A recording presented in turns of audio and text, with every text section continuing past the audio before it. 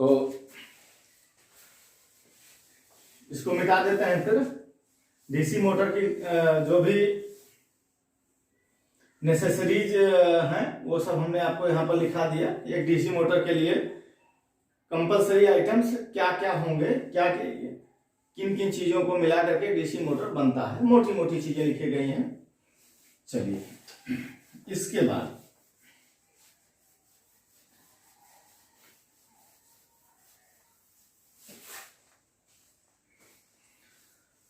अब सबसे बड़ा टास्क क्या होता है कि डीसी मोटर की गति की दिशा ज्ञात करने के लिए फ्लेमिंग के बाएं हाथ के नियम का उपयोग किया जाता है। ठीक है, जैसे हमने अभी थोड़ी देर पहले आपको समझाया कि यह मैग्नेट रखा है और यह मैग्नेट रखा है। ठीक है, माने हमने इसको मान लिया नॉर्थ पोल और इसको मान लिया साउथ पोल। एन हो गया, एस हो गया, और जो मैग्नेटिक लाइन ऑफ फोर्स है वो नॉर्थ से साउथ की तरफ इस तरह से डिस्ट्रीब्यूट होती हैं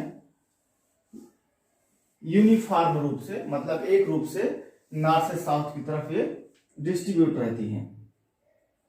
इनके बीच में अगर एक तार ऐसे रख दिया जाए, जैसे कहा जाता है कि चुंबकीय क्षेत्र में, किसी चुंबकीय क्षेत्र में अगर एक विद्युत धारावाही चालक रख दिया जाए तो उस विद्युत धारावाही चालक तार पर एक बल का अनुभव होता है। इसी सिद्धांत को विद्युत चुंबकीय खिंचाव का सिद्धांत कहते हैं, जो कि अभी थोड़ी देर पहले बताया आपको। अगर इसमें हम विद्युत धारा का प्रवाह स्थापित कर दें, यहाँ से करंट डाल दें यहाँ पे, तो क्या होगा, किसी एक साइड में डिफ्लेक्ट करेगा, चाहे इस साइड में चाहे उस साइड में। तो किस साइड में मोटर घूमेगी, या आप सपोज करिए कि मोटर का आर्मेचर है, तो किस साइड में मोटर घूमेगी। लेफ्ट साइड में अगर यहाँ हम मोटर का आर्मेचर डाल दें यहीं पर इस तरह से ऐसे, ये मोटर क्लॉकवाइज घूमेगी या फिर एंटी क्लॉकवाइज घूमेगी। यह चीज हमको, सॉरी एंटी क्लॉकवाइज ये है, एंटी क्लॉकवाइज ये है। तो क्लॉकवाइज घूमेगी या एंटी क्लॉकवाइज घूमेगी, इस बात की जानकारी हमको फ्लेमिंग के बाएं हाथ के नियम से हो जाएगी। तो फ्लेमिंग के बाएं हाथ के नियम को आइए स्टडी करते हैं हम लोग।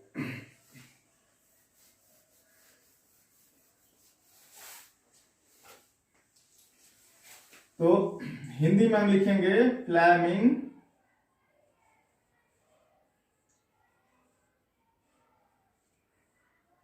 के बाएं हाथ का नियम। इंग्लिश में इसको लिखेंगे Fleming's, FLEMING, Fleming's left hand rule.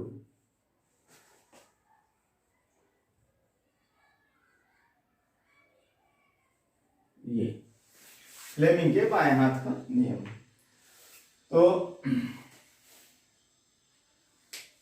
नियम क्या कहता है, यदि हम अपने बाएं हाथ की प्रथम दो अंगुलियों और अंगूठे को परस्पर समकोण बनाते हुए इस प्रकार फैलाएं कि पहली अंगुली चुंबकीय क्षेत्र की दिशा, ठीक है, यह अंगुली चुंबकीय क्षेत्र की दिशा, ठीक है, और यानी कि आप बोल सकते हैं बी चुंबकीय क्षेत्र को बी से डिनोट किया जाता है, और ये मध्यमा अंगुली जो है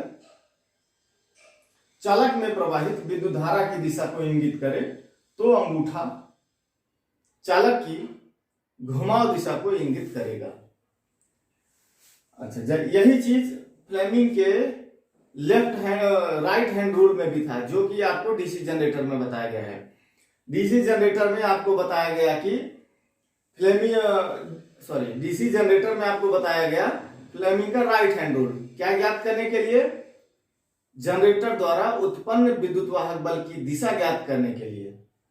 अब फ्लेमिंग के लेफ्ट हैंड रूल का उपयोग हम कर रहे हैं मोटर की घुमाव दिशा ज्ञात करने के लिए। चीजें सब वही रहेंगी।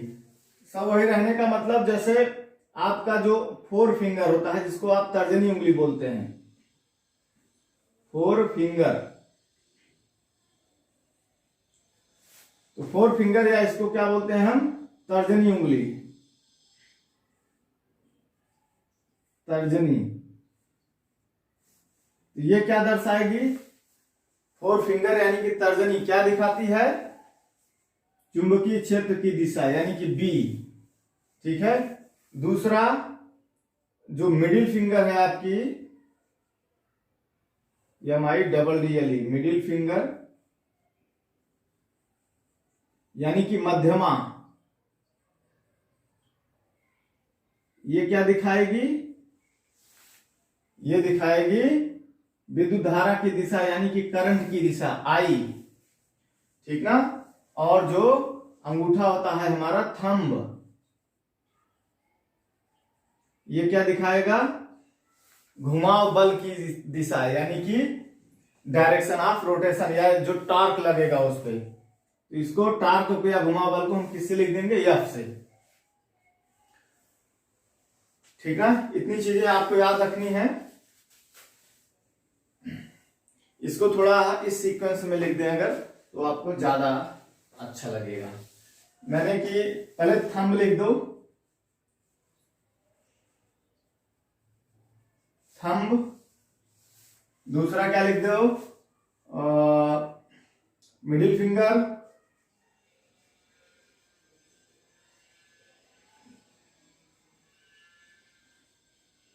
फिर इसके बाद, सॉरी मिडिल फिंगर नहीं, इसको लिखो। हम क्यों ऐसा करा रहे हैं? FBI करना चाह रहे हैं, FBI। थंब जो है वो आपका दिखाएगा क्या? फोर्स को, FORCE, फोर्स, बल को। और जो है आपकी फोर फिंगर यानी कि तर्जनी उंगली, फोर फिंगर किसको दिखाएगी? चुंबकीय क्षेत्र को यानी कि B। ब्रैकेट में आप देख सकते हैं मैग्नेटिक फील्ड, मैग्नेटिक फील्ड। और इसके बाद आपका जो है मिडिल फिंगर बचता है,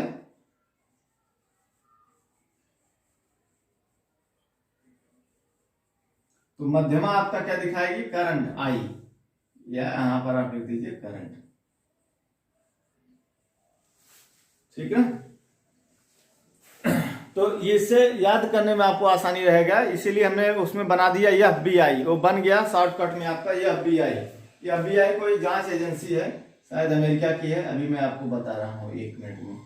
FBI, तो इससे आपको याद रहेगा, भूलेगा नहीं। तो FBI जो होता है ये अमेरिका की एक जांच एजेंसी है, यूनाइटेड स्टेट की।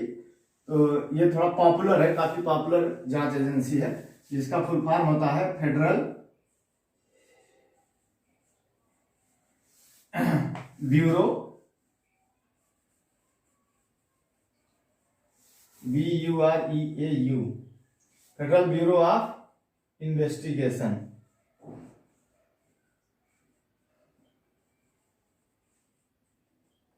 ठीक ना। ये अमेरिका की एक प्रसिद्ध जांच एजेंसी है FBI। तो इसको आप याद रखिएगा।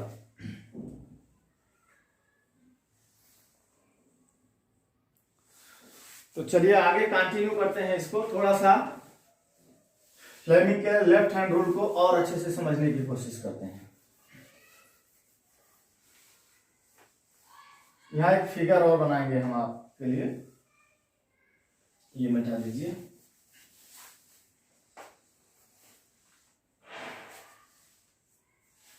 जैसे चुंबकीय क्षेत्र, छोटा छोटा फिगर बनाते हैं, जगह कम हो जाएगी नहीं तो।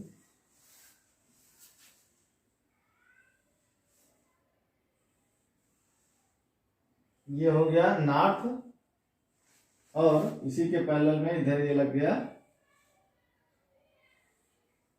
साउथ। ठीक ना। थोड़ा सा अच्छा,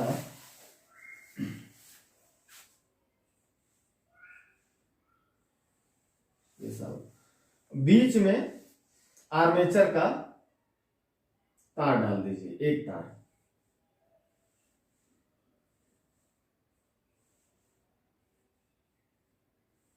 सिर्फ एक कंडक्टर पर भी हम आपको दिखा रहे हैं ये चीज।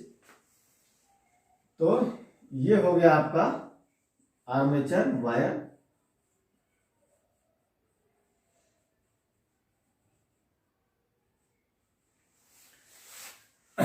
ठीक है, इसका नाम भी आप कुछ देना चाहें तो नाम दे सकते हैं, ABCD कुछ करके नाम देना हो दे सकते हैं, जरूरत नहीं है अभी, केवल आप समझिए। फ्लेमिंग का लेफ्ट हैंड रूल लगाना है इस पे, और देखना है कि घूमेगा किधर में, इधर से इधर घूमेगा या इधर से इधर को घूमेगा, बस इतना ही समझना है। फ्लेमिंग का अभी करंट का डायरेक्शन जो है वो देख लीजिए, करंट का डायरेक्शन इसमें आर्मेचर में किधर से किधर को रखा जाए। अभी हम एक कंडीशन में चले नीचे को लगा दे रहे हैं या ऊपर को लगा देते हैं, चलिए ऊपर, इधर को लगा दिए, ऐसे करंट ऐसे जा रही है, इधर को ऐसे आ रही है, ऐसे निकल जा रही है, ठीक ना। और चुंबकीय क्षेत्र जो आपका होगा नॉर्थ से साउथ की तरफ, ऐसे इस तरह से ऐसे आपका जो चुंबकीय क्षेत्र है वो फैला है, चुंबक के बाहर नॉर्थ से साउथ की ओर, ठीक है। अब यहां पर फ्लेमिंग का लेफ्ट हैंड रूल अप्लाई करिए। लेफ्ट हैंड रूल क्या बोल रहा है कि यदि हम अपने बाएं हाथ की प्रथम 2 अंगुलियों और अंगूठे को परस्पर समकोण बनाते हुए, समकोण बनाइए, समकोण का मतलब 90 डिग्री, तीनों अंगुलियां एक दूसरे के 90 डिग्री पर हो जाएं। आप इसको एक्सिस मान लीजिए, इस लाइन को, इसको कह रहा हूं, इसको एक्सिस मान लीजिए, ठीक है। इसको एक्सिस मान लेंगे तो एक ये हो गया, माने एक उंगली हो गई, इसके जस्ट अपोजिट में एक निकल गई, ये 90 डिग्री, और एक जस्ट ऊपर पर चली गई 90 डिग्री, तीनों एक दूसरे के 90 डिग्री पर आ जाएंगी, यानी कि तीनों एक दूसरे के समकोण पर हो जाएंगी। तो फ्लेमिंग का लेफ्ट हैंड रूल क्या कहता है कि यदि हम अपने बाएं हाथ की प्रथम 2 अंगुलियों और अंगूठे को परस्पर समकोण बनाते हुए इस प्रकार फैलाएं कि पहली अंगुली चुंबकीय क्षेत्र की दिशा, ये देखिए पहली उंगली चुंबकीय क्षेत्र की दिशा को दर्शा रही, माने इधर से इधर को, ठीक है, इधर से इधर को, पहली उंगली चुंबकीय क्षेत्र की दिशा को, और मध्यमा उंगली यानी कि दूसरी उंगली विद्युत धारा की दिशा को दर्शाए तो अंगूठा चालक की घुमाव दिशा को इंगित करेगा, ठीक है। ये उंगली क्या दिखा रही है, चुंबकीय क्षेत्र की दिशा को दिखाएगी, और यह उंगली मध्यमा उंगली विद्युत धारा की दिशा को दर्शाएगी। तो विद्युत धारा कहां है, विद्युत धारा नीचे से ऊपर को डाल रहे हैं, ठीक है ना। विद्युत धारा को हम कहां दिखा रहे हैं, नीचे से ऊपर की तरफ जा रही है, यानी कि ये कंडीशन है करंट को, ये वाली उंगली आपका क्या दिखा रही, करंट, इसको करंट ऊपर जा रहा है, इस उंगली को ऐसे घुमाइए, इस हाथ को ऐसे घुमाइए, करंट को ऊपर कर दीजिए, लीजिए ऐसे करंट को ऊपर कर दिया माने ऐसा समझिए आप, यह उंगली क्या दिखा रही है, चुंबकीय क्षेत्र की दिशा, और यह उंगली विद्युत धारा की दिशा।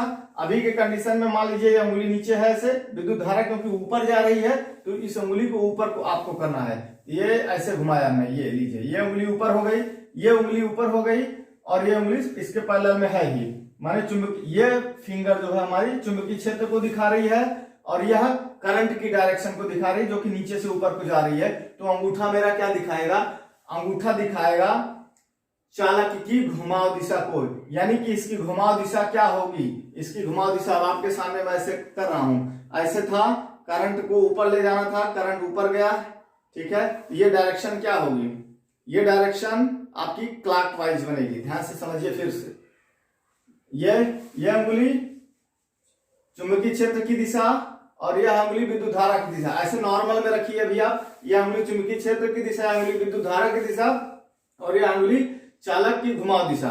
अब क्योंकि चुंबकीय क्षेत्र तो इधर से इधर को है, ठीक है, धारा नीचे से ऊपर को है, तो इसको, इस उंगली को आपको ऊपर करना पड़ेगा, तो ऊपर करिए, ये आया, तो क्या हुआ, अंगूठा मेरा किधर को मूव कर रहा है, अंगूठा मेरा इधर से इधर को मूव कर रहा है, इधर से इधर को मूव करने का मतलब क्या हुआ, एंटी क्लॉकवाइज, ठीक है। अगर यहाँ सपोज एक घड़ी होती तो घड़ी कैसे करती, घड़ी में अगर ये 12 होता है ऐसे, तो 12 के इधर क्लॉकवाइज, अगर इधर आते तो एंटी क्लॉकवाइज, ठीक ना। तो ये अंगूठा मेरा नॉर्मल कंडीशन ये थी, क्योंकि करंट को ऊपर ले जाना है, करंट का 2 ही डायरेक्शन हो सकता है, तो क्लॉकवाइज या एंटी क्लॉकवाइज। करंट को ऊपर दिखा रहे हैं हम, तो करंट को हमको ऊपर दिखाना है, तो ये करंट हो गई ऊपर, ये उंगली चुंबकीय क्षेत्र की दिशा, ये करंट की दिशा। तो अंगूठा किधर मूव किया था, अंगूठा ऐसे मूव किया था, ऐसे, यानी कि ये जो है आपका क्लॉकवाइज डायरेक्शन बन गया। क्लॉकवाइज डायरेक्शन का मतलब ये हो गया, ये डायरेक्शन, ठीक है। तो ये जो आर्मेचर का तार है ये ऐसे घूमेगा, ऐसे ऐसे ऐसे, माने ये इधर को, ये वाला सिरा इधर को आएगा, इधर वाला सिरा पीछे को जाएगा, इस तरह से ऐसे घूमेगा, इस तरह से ऐसे घूमेगा, ठीक है।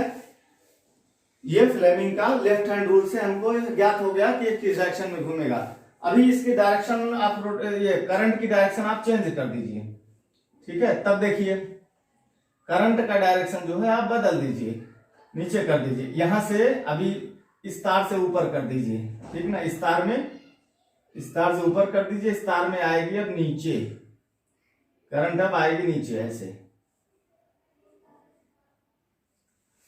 ठीक ना। अभी क्या हो गया, अभी करंट जो है हमारी इस तार से नीचे आने लगी है, तब क्या होगा ये भी देख लीजिए इसी टाइम। लगाइए, ये उंगली इधर को हो गई, यह उंगली हमारी जो है विद्युत धारा की दिशा को दर्शाएगी, अंगूठा घुमा दिशा।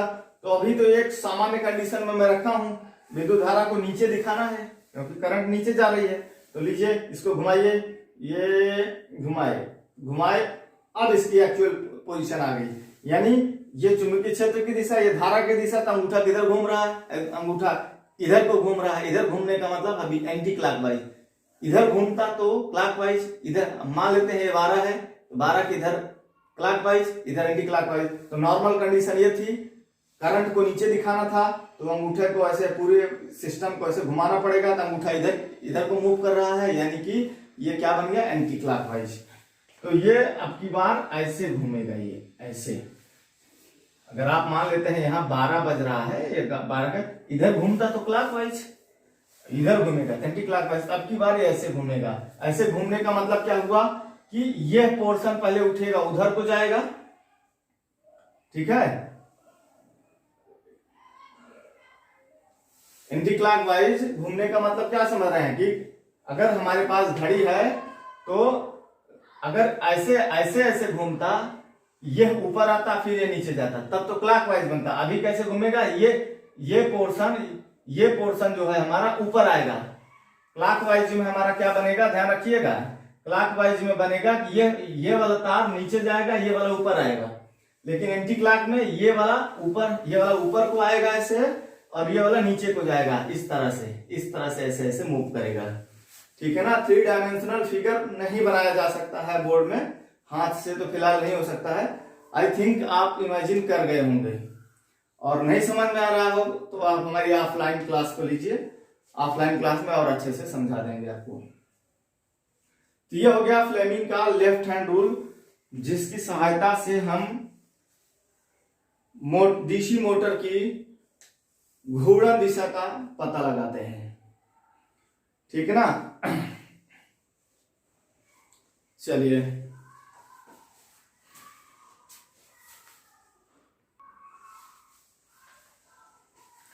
अब यहीं पर एक बात आप जो है और अच्छे से समझ सकते हैं कि जैसे एक पॉइंट आगे आएगा, हम यहीं पर बता दे रहे हैं कम टाइम में।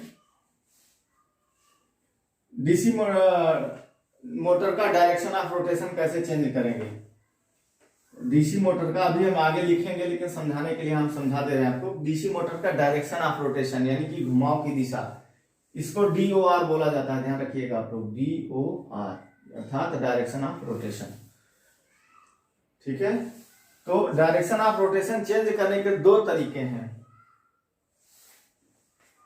या तो चुंबकीय क्षेत्र की दिशा बदल दीजिए, जैसे ये नॉर्थ है, ये साउथ है, करंट मान लीजिए आपकी नीचे आ रही है, इसमें नीचे आ रही है, करंट जैसे आ रही है आने दीजिए, नो प्रॉब्लम, मत डिस्टर्ब करिए। लेकिन डायरेक्शन ऑफ रोटेशन आप चेंज करना चाह रहे हैं, अभी ये कौन से डायरेक्शन में घूम रहा है, अभी ये एंटी क्लॉकवाइज घूम रहा है। लेकिन अगर यही कंडीशन पे आप इसको साउथ कर दीजिए, इस पोल को नॉर्थ कर दीजिए, तो फिर डायरेक्शन ऑफ रोटेशन चेंज हो जाएगा, ये आपका ये डायरेक्शन में हो जाएगा, क्लॉकवाइज में, ठीक ना। और या फिर अगर आप उसको नहीं चेंज करना चाह रहे हैं, ये नॉर्थ पोल ये है और ये ये साउथ पोल ऐसे पोलरिटी चेंज नहीं करना चाह रहे हैं मैग्नेटिक फील्ड की, तब आपको करंट का डायरेक्शन चेंज करना पड़ेगा आर्मेचर में, यानी कि कंडक्टर में बहने वाले करंट का डायरेक्शन। तो इसको जो है आप नीचे आ रही है तो इसको आपको उल्टा करना पड़ेगा।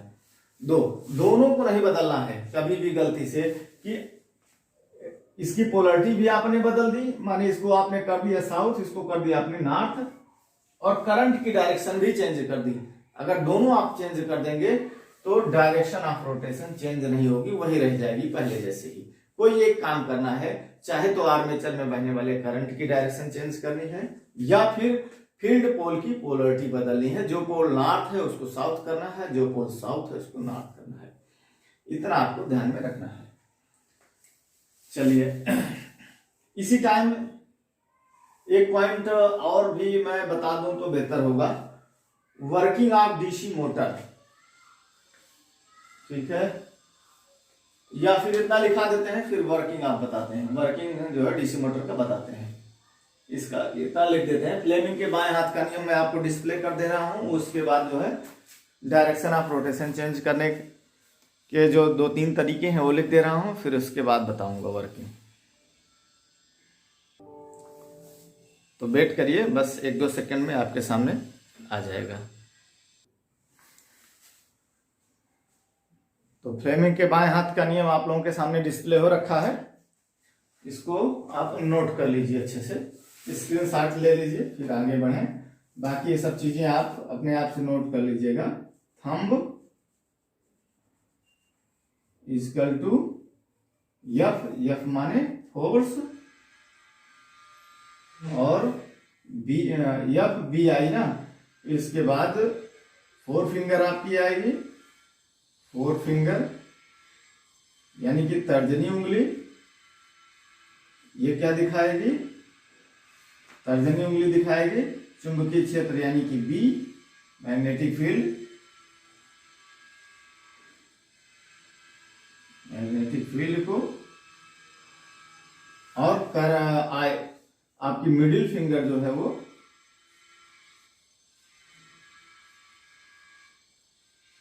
मिडिल फिंगर आपकी यानी कि मध्यमा क्या दर्शाएगी, आपका करंट आई। ये इतनी बात हो गई, इसको स्क्रीनशॉट ले लीजिए तुरंत, फिर इसके बाद आगे लिखते हैं हम थोड़ा सा। इसके बाद हम आपको जो है direction of rotation, DC motor का डायरेक्शन ऑफ रोटेशन कैसे चेंज किया जा सकता है बता तो दिए हम, 4 लाइन लिख देते हैं, उसको आप नोट कर लीजिएगा। तो ये देखिए 2 पॉइंट हमने आप लोगों के सामने नोट कर दिया है। डीसी मोटर की घूर्णन दिशा को परिवर्तित करना, reversing the direction of rotation of DC motor. तो डीसी मोटर की घूर्णन दिशा को 2 विधियों के द्वारा परिवर्तित किया जा सकता है। पहली है चुंबकीय क्षेत्र की दिशा परिवर्तित करके। चुंबकीय क्षेत्र कहाँ होता है, फील्ड पोल में होता है। जैसा कि आप देखिए मोटर होता है, यहाँ पर फील्ड पोल लगे होते हैं, ठीक ना, तो फील्ड पोल लगे होते हैं यहाँ पे, और इन पे भी वाइंडिंग की गई होती है, इन पे वाइंडिंग की गई रहती है। तो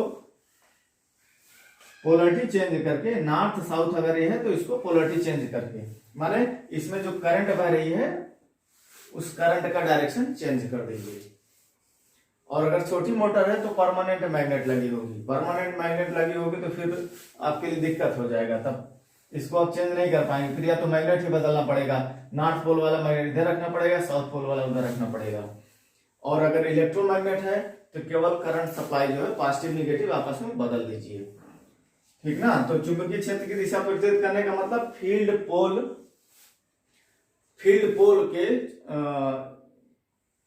के चुंबकीय क्षेत्र की दिशा को परिवर्तित करना है। अब वो चाहे आप बड़ी मोटर है यानी कि इलेक्ट्रिक मोटर, बड़ी मोटर है जिसमें इलेक्ट्रोमैग्नेट लगे हैं तो उसमें बहने वाले करंट की डायरेक्शन बदल दीजिए, और छोटे मोटर हैं तो उनमें जो मैग्नेट लगे हुए यहाँ पे पोल, मतलब सीधे सीधे पोल पे मैग्नेट ही लगा दिया जाता है। छोटी मोटर में जो छोटी छोटी आती है मोटरें, तो उनमें आपको वो पोल ही पूरा मैग्नेट ही बदलना पड़ेगा, नॉर्थ वाला इधर रखना पड़ेगा, साउथ वाला उधर। और दूसरा है आर्मेचर में विद्युत धारा प्रवाह की दिशा परिवर्तित करके, यानी कि बीच में ये जो आर्मेचर होगा, ठीक है, तो आर्मेचर ये घूमता है तो आर्मेचर में भी करंट सप्लाई जाएगी, क्योंकि डीसी मोटर है तो डीसी मोटर में आपको ध्यान में रखना है कि सप्लाई, जैसे सपोज करिए कि यहाँ पर टर्मिनल बॉक्स है, यहां से प्लस आ रहा है, यहां से माइनस आ रहा है, तो ये जो आर्मेचर होगा यहीं पर शाफ्ट लगी होगी, शाफ्ट के ऊपर आपको इमेजिन करना पड़ेगा, यहाँ पे ऐसे ये शाफ्ट है, ये शाफ्ट के ऊपर ही आर्मेचर लगा होगा और साथ में आर्मेचर घूमेगा, तो आर्मेचर को आप सप्लाई नहीं दे पाएंगे डायरेक्ट तार से ऐसे, यानी कि अगर हम फील्ड पोल को सप्लाई, यहाँ फील्ड पोल में जो बाइंडिंग होगी इनको सप्लाई हम यहाँ से प्लस माइनस डायरेक्ट जोड़ देंगे, भाई ये प्लस माइनस आ रहा है, इसको भी दे देंगे, इसको भी दे देंगे, चाहे इनको सीरीज में करना पड़े सीरीज में करके देंगे, पैरेलल में करना पड़े इनकी बाइंडिंग को तो पैरेलल में करके देंगे, ठीक ना। लेकिन हम इन तारों को डायरेक्ट आर्मेचर में जो बाइंडिंग होती है, तो आर्मेचर बाइंडिंग के अगर आप डीसी जनरेटर पढ़े हैं अच्छे से तो पूरी बातें वहां पर बताई गई हैं। आर्मेचर बाइंडिंग के सारे कनेक्शन जाकर के कम्यूटेटर पर लगाए जाते हैं और कम्यूटेटर को कार्बन ब्रश के थ्रू सप्लाई दिया जाता है, क्योंकि डायरेक्ट तार है आप ऐसे जोड़ ही नहीं सकते, आर्मेचर घूमेगा ना तो तार को लपेट करके टुकड़ों टुकड़ों में तोड़ देगा, तो कम्यूटेटर लगेगा, कम्यूटेटर पे कार्बन ब्रश लगेंगे, कार्बन सप्लाई आएगी कम्यूटेटर पे, माने कार्बन ब्रश के थ्रू कम्यूटेटर पे आएगी, कम्यूटेटर से फिर वह सप्लाई आर्मेचर में आएगी, ठीक है ना। आर्मेचर में डायरेक्ट नहीं आ पाएगी, मेरा सीधा सा बताने का मतलब यहाँ था, यही था। तो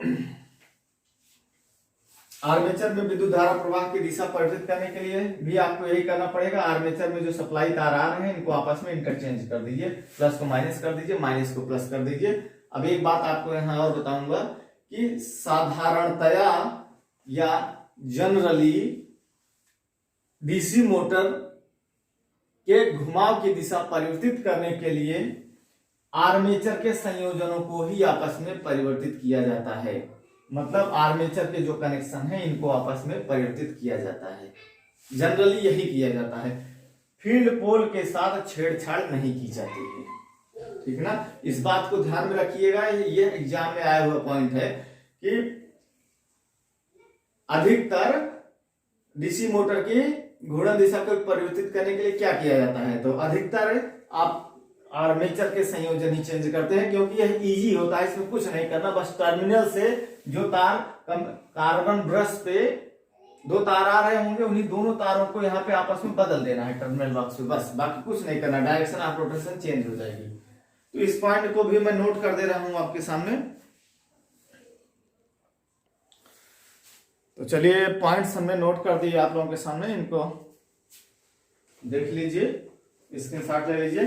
ये 2 पॉइंट नीचे नोट करके लिखा हमने, डीसी मोटर की घूर्णन दिशा परिवर्तित करने के लिए सामान्यतः आर्मेचर के कनेक्शन आपस में इंटरचेंज किए जाते हैं, जिसको भी हमने समझा दिया।